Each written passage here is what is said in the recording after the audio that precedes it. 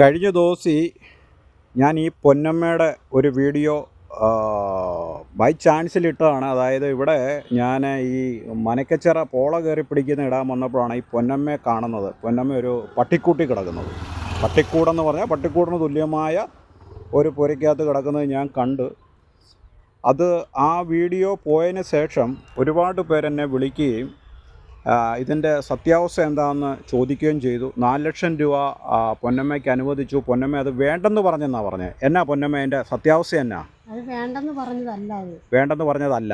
അത് ഞാൻ ഈ പുള്ളിക്കാരനെ കൊണ്ട് ആശുപത്രി കയറി ഇറങ്ങി നടന്ന് കയറണം കൊണ്ട് പിന്നെ ആരെയും കൊണ്ട്? ഹസ്ബൻഡിനെയും കൊണ്ട്, ഭർത്താവിനെയും കൊണ്ട് കയറി ഇറങ്ങി നടന്ന് കാരണം കൊണ്ട് പിന്നെ ഞാൻ അവിടെ ചെന്ന് തിരക്കിയപ്പോൾ പറഞ്ഞു സമയം കഴിഞ്ഞു പോയെന്ന് പറഞ്ഞു. അപ്പോൾ ഇത് വാർഡ് മെമ്പർ പറഞ്ഞില്ലായിരുന്നോ ഇന്നാണ് കായ് കിടപ്പുണ്ടോ?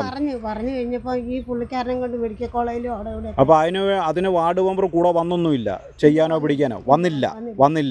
അങ്ങനെ ആ പൈസ ലാപ്സായിട്ട് പോയി, നമുക്ക് കിട്ടിയില്ല. ഇതാണ് ഇതിൻ്റെ അകത്തുള്ള സത്യാവസ്ഥ. ഇതാണ്. അപ്പോൾ ഞാൻ ആ വീഡിയോ ഇട്ടപ്പോൾ ഒരുപാട് പേരുടെ പറഞ്ഞു ഇവർക്ക് 4 ലക്ഷം രൂപ മുനിസിപ്പാലിറ്റിയിൽ നിന്ന് അനുവദിച്ചു. പിന്നെ ഒരു 2 സെൻറ്റ് സ്ഥലം അതെവിടെയാണ് കിടക്കുന്നത്? അത് പിന്നെ ഇവിടെ ഉറവയുടെ അവിടെ വണ്ടി ചെല്ലുവോ മണ്ണടിക്കുക? ചെറുതായിട്ട് ചെല്ലും, കുഴിയാണ് അങ്ങോട്ട്.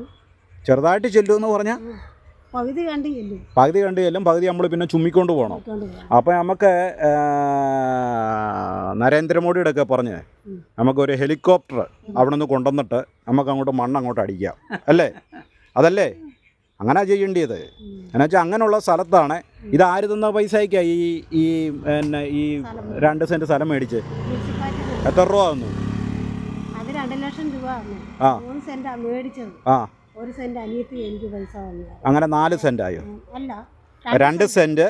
1 സെൻറ്റ് അനിയത്തി മേടിച്ചു തന്നു. 1 സെൻറ്റ് അനിയത്തി മേടിച്ചു തന്നു. മുനിസിപ്പാലിറ്റി തന്ന 2 ലക്ഷം രൂപ. പിന്നെ ഞാൻ അനിയത്തി തന്നു. അങ്ങനെ 2 ലക്ഷം രൂപ മുനിസിപ്പാലിറ്റി തന്നു. ആ 2 ലക്ഷവും അനിയത്തി തന്ന കാശും കൂടെ കൂട്ടി 3 സെൻറ്റ് സ്ഥലം അവിടെ മേടിച്ചു. 3 സെൻറ്റ് സ്ഥലം മേടിച്ച് ആധാരവും കാര്യങ്ങളൊക്കെ എഴുതി ആ സ്ഥലം അവിടെ കിടപ്പുണ്ട്. പക്ഷെ അവിടെ വണ്ടി ചെല്ലത്തില്ല. അനിയത്തി. അപ്പോൾ പുള്ളിക്കാരത്തി ഓർത്ത് ഇത് അവിടെ വല്ലതും ചെയ്യുവാണെന്നുണ്ടെങ്കിൽ നമുക്ക് കൂടെ കയറി കിടക്കാമല്ലോ എന്നുള്ള ധാരണയിലായിരുന്നു. അപ്പോൾ പുള്ളിക്കാരത്തിയും പോയി, ഭർത്താവും മരിച്ചു പോയി. ഇപ്പം നമ്മൾ ഈ പരുവായി. മോളെവിടെയാണ് ഇപ്പം? മോളെ ഗവൺമെൻറ് ആശുപത്രി കൊണ്ടുപോകാനായിട്ട് ആൾക്കാർ വന്നല്ലോ. എന്നാ കൊടുത്തുവിടാഞ്ഞ്? അവിടെ പ്രസവം കഴിയുന്നിടം വരെ അവർ നോക്കിക്കോളാമെന്ന് പറഞ്ഞല്ലോ സർക്കാർ. അതെന്താ അത് പിന്നെ ഹസ്ബൻഡിൻ്റെ വീട്ടിലോട്ട് വിട്ടത്? അല്ല, അവിടെ നിന്നോട്ടെ, അവിടെ കുഴപ്പമില്ലല്ലോ പുള്ളിക്കാരത്തേക്ക്. എല്ലാ സംഗതിയും നല്ല രീതിയിൽ കാര്യങ്ങളൊക്കെ നടക്കുന്നുണ്ടല്ലോ. ഇല്ലെങ്കിൽ പറയണം. ഗവൺമെൻറ് ആശുപത്രി സൂപ്രണ്ടിൻ്റെയൊക്കെ പറഞ്ഞിട്ടുണ്ട്, അവർ വേണ്ടുന്ന കാര്യങ്ങളെല്ലാം ചെയ്തു തരാമെന്ന് പറഞ്ഞിട്ടുണ്ട്. മനസ്സിലായോ? എന്തെങ്കിലും ഇതുണ്ടെങ്കിൽ പറഞ്ഞോണം. പ്രസവം കംപ്ലീറ്റും അവർ എല്ലാ കാര്യങ്ങളും ചെയ്തു തരാമെന്ന് പറഞ്ഞിട്ടുണ്ട് കേട്ടോ. അപ്പം പെണ്ണമ്മയ്ക്ക് ഇനിയും വേണ്ടത് ഒരു വീട് വേണം. കണ്ടോ ഈ അവസ്ഥ? കണ്ടോ? പെണ്ണമ്മയ്ക്ക് ഒരാൾ സംഭാവന നമ്മളാളുടെ പേരൊന്നും പറയുന്നില്ല കേട്ടോ. എന്താണെന്ന് വെച്ചാൽ ഇത്ര പേരും ചെയ്തു കൊടുത്തല്ലോ. ഇത് കണ്ടോ, ഒരു തകരപ്പാട്ടയ്ക്കൊരു സംഭവം. അപ്പോൾ അവരുടെ കിടപ്പ് കണ്ടിട്ട് ഒരാൾ ചെയ്തു കൊടുത്താൽ അതിൻ്റെ അതൊന്നും കിടക്കാൻ പറ്റില്ല, ചത്തുപോവും. നമ്മൾ ഫാനും എ സിയൊക്കെ ഇട്ടിട്ട് നമുക്ക് കിടക്കാൻ മേല. ഇതൊരു മനുഷ്യ ജന്മമാണ്. ഇതിൻ്റെ അകത്തൊന്നും കിടക്കാൻ പറ്റത്തില്ല ഇവർക്ക്. ഇവരെ ഇപ്പം കിടക്കുന്ന അവസ്ഥ നിങ്ങളൊന്ന് നോക്കിയേ. പക്ഷേ ഇതിൻ്റെ അകത്ത് കിടന്ന് നല്ല സുഖമായിട്ട് ഉറക്കം വരുമല്ലേ പെണ്ണമ്മേ? നല്ല എ സിക്കകത്ത് കിടക്കുന്ന കണക്കാ. എത്ര കൊട്ടാരത്തിൽ കിടക്കുന്നതിനേക്കാളും സുഖമാണ് ഇതിൻ്റെ അകത്ത് കേട്ടോ. ഒന്ന് കയറി കിടന്നാൽ അപ്പം നമ്മൾ ഉറങ്ങിപ്പോവും. ഇതാണ് അതിൻ്റെ അകത്തുള്ള വ്യത്യാസം. ഞാൻ പെണ്ണമ്മയുടെ അക്കൗണ്ട് നമ്പർ ഇതിൻ്റെ അകത്ത് ഇട്ടേക്കാം. നിങ്ങൾക്കിപ്പോൾ വന്ന് കാണാൻ പറ്റില്ലെങ്കിലും സഹായിക്കാൻ പറ്റുന്നവരൊക്കെ പുള്ളിക്കാരത്തിയെ ഒന്ന് സഹായിക്കുക. ഞാൻ ഇതിൻ്റെ അകത്ത് പുള്ളിക്കാരത്തിയുടെ അക്കൗണ്ട് നമ്പറും കാര്യങ്ങളൊക്കെ ഇട്ടേക്കാം. സഹോദരങ്ങളെ, നമ്മളൊരു ദിവസം ഒന്ന് കാപ്പ് കുടിക്കണ രൂപ എത്രയാവും? അപ്പോൾ അങ്ങനെയെങ്കിലും നിങ്ങൾ ഈ എളിയ കുടുംബത്തോടെ ഒരു കരുണ കാണിക്കുക. പള്ളിയിൽ 3 ദിവസം പോയിട്ട് കാര്യമൊന്നുമില്ല. വെളുപ്പിനത്തെ കുർബാനയ്ക്ക് പോയിട്ടൊന്നും ഒരു കാര്യവും ഇല്ല.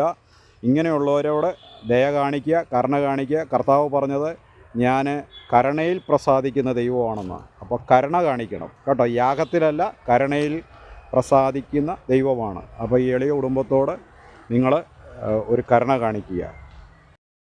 ഇതാണ് ചങ്ങനാശ്ശേരി 24-ാം വാർഡിൽ പെണ്ണമ്മ എന്ന് പറയുന്ന ആൾ കിടക്കുന്ന, പൊന്നമ്മ എന്ന് പറയുന്ന ആൾ കിടക്കുന്ന വീടാണ് ഇത്. കണ്ടോ, എല്ലാം ഇടിഞ്ഞു പൊളിഞ്ഞ് കിടക്കുക. ഇപ്പോൾ ദാണ്ട് ഇതിൻ്റെ അകത്തായിട്ട് ഇത് പട്ടിക്കൂടാന്ന് ഞാൻ പറയുന്നതിൻ്റെ അത് പട്ടിക്കൂട്, ഇങ്ങനെയുള്ള പട്ടിക്കൂട് പോലും നിങ്ങൾ കണ്ടിട്ടുണ്ടോ?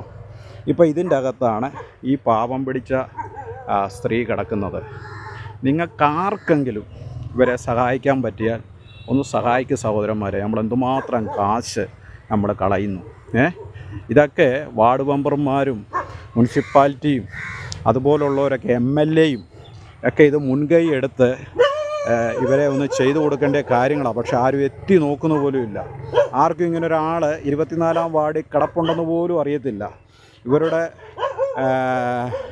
ഒരു മോളുണ്ട്, പുള്ളിക്കാരത്തി ഏതോ എത്ര മാസമായി, 7 മാസമോ മോള്, 7 മാസം അല്ലേ, 8-ാം മാസത്തിലോട്ടാണ്. അത് ഇതുവരെ കിടന്ന് ഇതിൻ്റെ അകത്ത് ലാസ്റ്റ് ഭർത്താവിൻ്റെ വീട്ടുകാർ വന്ന് ഇപ്പോൾ കഴിഞ്ഞ ദിവസം വിളിച്ചുകൊണ്ട് പോയെന്നാണ് പറയുന്നത്. അപ്പോൾ ഇങ്ങനെയുള്ള സംഭവമുണ്ട്. ഈ കാട് പിടിച്ച് ഈ കൊതുക് ശല്യം, കറുത്ത് നാറിയ വെള്ളം, ഇത് സർക്കാരിൻ്റെ കൃഷിഭൂമിയാണ്. സർക്കാരിൻ്റെ ഒന്നും രാഷ്ട്രീയക്കാരുടെ വാരും ലക്ഷങ്ങൾ കൊള്ളയടിക്കും. ഇതാണ് ഇവിടെ നടന്നുകൊണ്ടിരിക്കുന്നത്. ഈ ചങ്ങനാശ്ശേരിയിലെ എല്ലാ മേഖലയിലും ഈ ഞങ്ങൾക്ക് ഈ കുട്ടനാട് മേഖലയും കൊണ്ട് ഏറ്റവും കൂടുതൽ കൃഷി നടത്തി ജീവിക്കുന്ന ഒരു വർഗ്ഗമാണ് രാഷ്ട്രീയക്കാർ. അപ്പോൾ അതും കൂടെ നിങ്ങൾ ഓർത്തോണം. കണ്ടോ, നല്ല ഒന്നാന്തരം ഒരു സ്ഥലമാണ്, അതിൻ്റെ കിടപ്പ് കണ്ടോ. അപ്പോൾ നിങ്ങൾ കഴിയുന്നവർ ഈ സഹോദരിയെ ഒന്ന് സഹായിക്കണം. ആരെങ്കിലും അതിന് മുന്നോട്ട് വരണം.